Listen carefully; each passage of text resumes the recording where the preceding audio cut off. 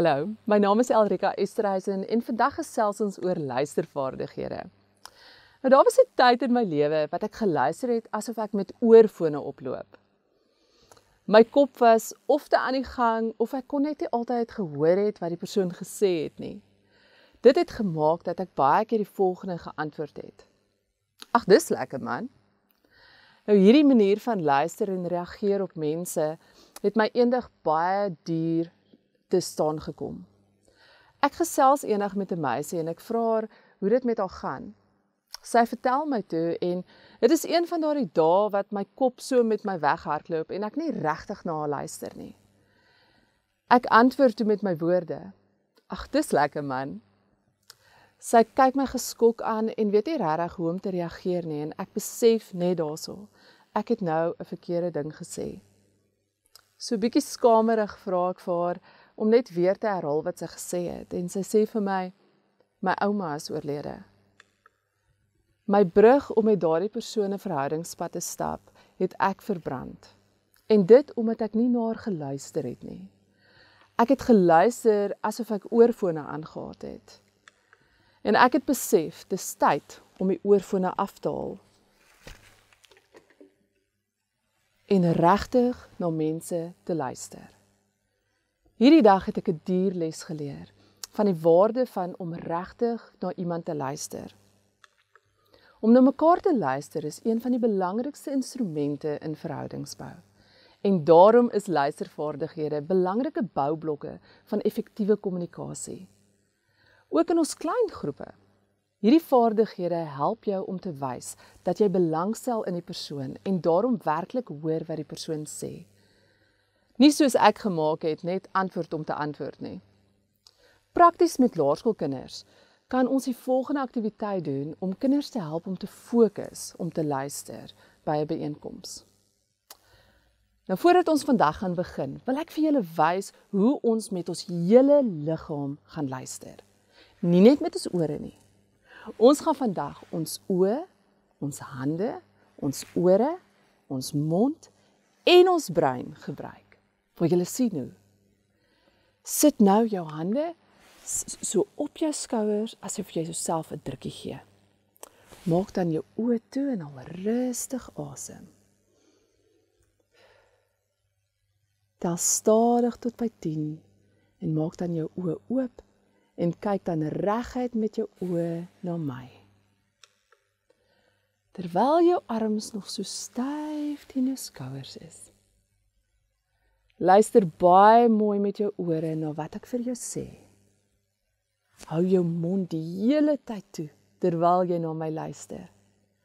En gebruik jou brein om mooi te dink oor wat ek vir jou sê.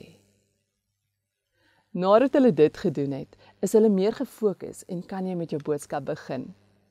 Met tienergroepe stel 'n mens in die begin van die jaar gewoonlik jou groepwaardes en groepreëls vas. Een van die waardes is gewoonlik dat ons na mekaar moet luister. Dan kan jy aan die begin van elke groep net weer vir mekaar herinner daaraan. As groepleier sal die volgende luistervaardighede nie net vir jou help luister nie, maar ook 'n voorbeeld stel vir hoe ons na mekaar luister. Die volgende 4 is die belangrikste vaardighede. Eerstens kan jy oop vrae gebruik. Nou oop vrae word gewoonlik gebruik deur die leier om 'n gesprek aan die gang te kry en maak mense betrokke deur 'n bydrae te lewer oor wat hulle dink. Oop vrae begin gewoonlik met wie, wat, wanneer of vertel my. Dit het nooit 'n ja of 'n nee antwoord nie. Nou voorbeelde hiervan is, hoe voel jy oor wat hy gesê het? Of vertel my hoe dit in julle vriendekring werk. Dan kry ons samevattende stellings. Nou samevattende stellings som op wat die persoon gesê het.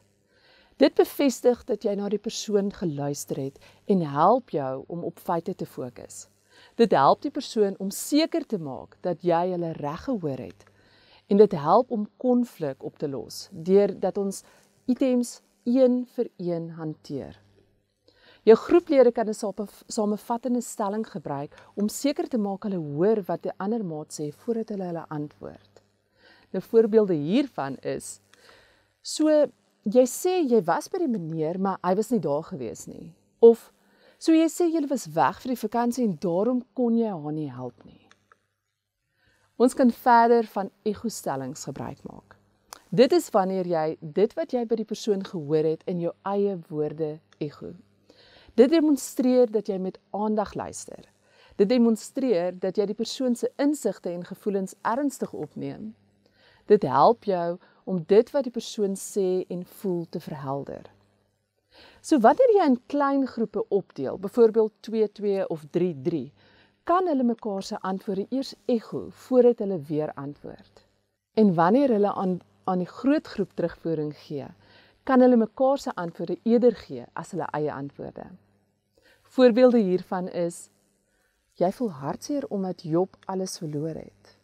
Of jy's opgewonde omdat dit vakansie is.